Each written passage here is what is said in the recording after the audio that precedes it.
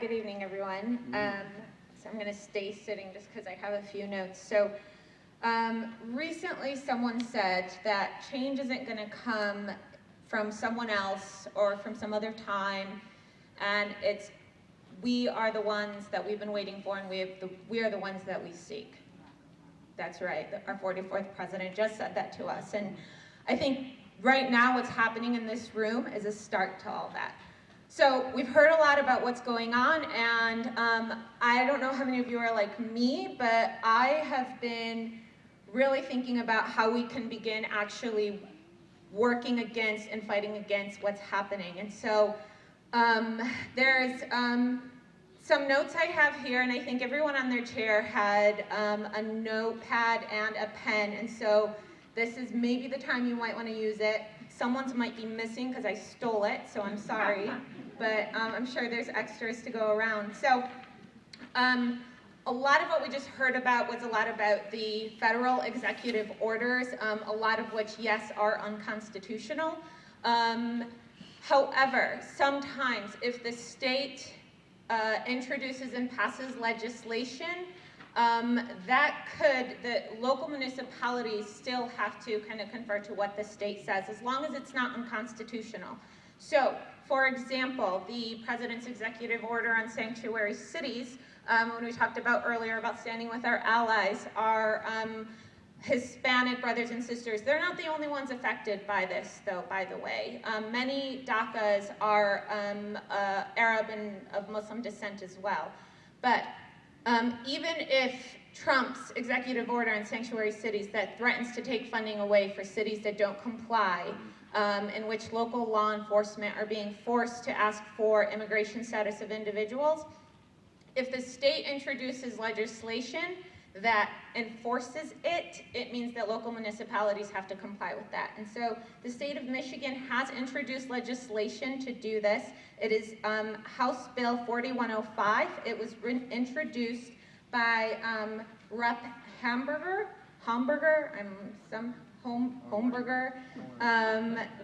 She is from New Baltimore.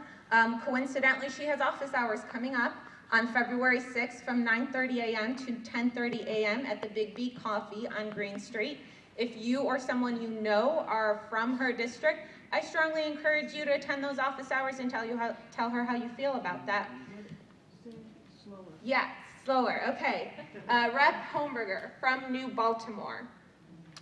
Office hours, February 6th from 9:30 a.m. to 10:30 a.m. at the Big B Coffee at 36540 Green Street.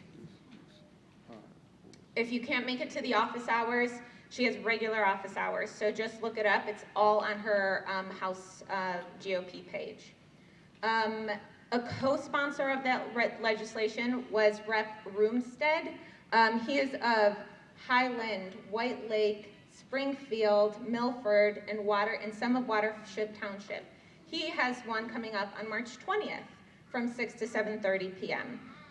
at the Highland Township Library. So once again, if you or someone you know are from that district, I strongly encourage you to visit him at these office hours.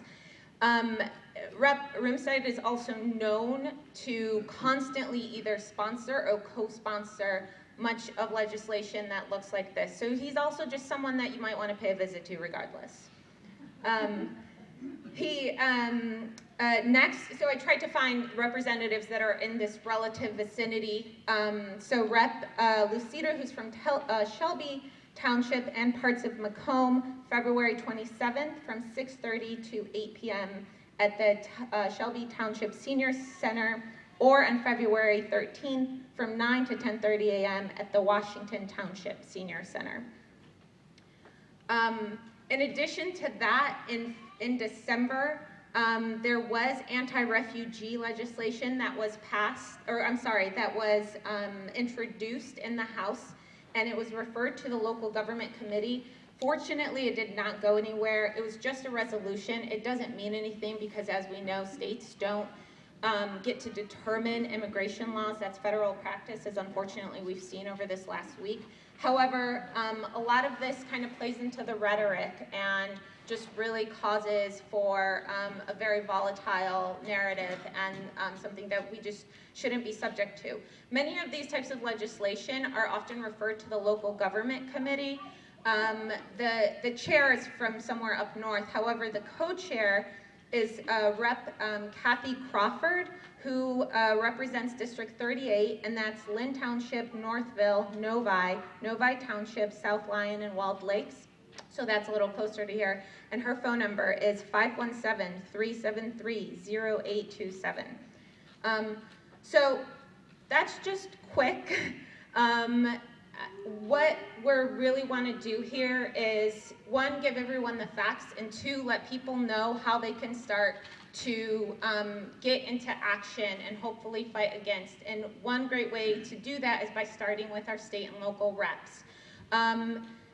As far as our congressional representatives go, most in Southeast Michigan have been supportive. However, Congressman Trott, thank you. I feel that exactly. I had heard that he had a survey out there to survey his constituents on how they felt about that. I think our Congress people should just know sometimes when right is wrong and not necessarily have to send out a survey. So his phone number is 248-528-0711. So I encourage you all to give him a call. Yeah, that is cell. 248-528-0711.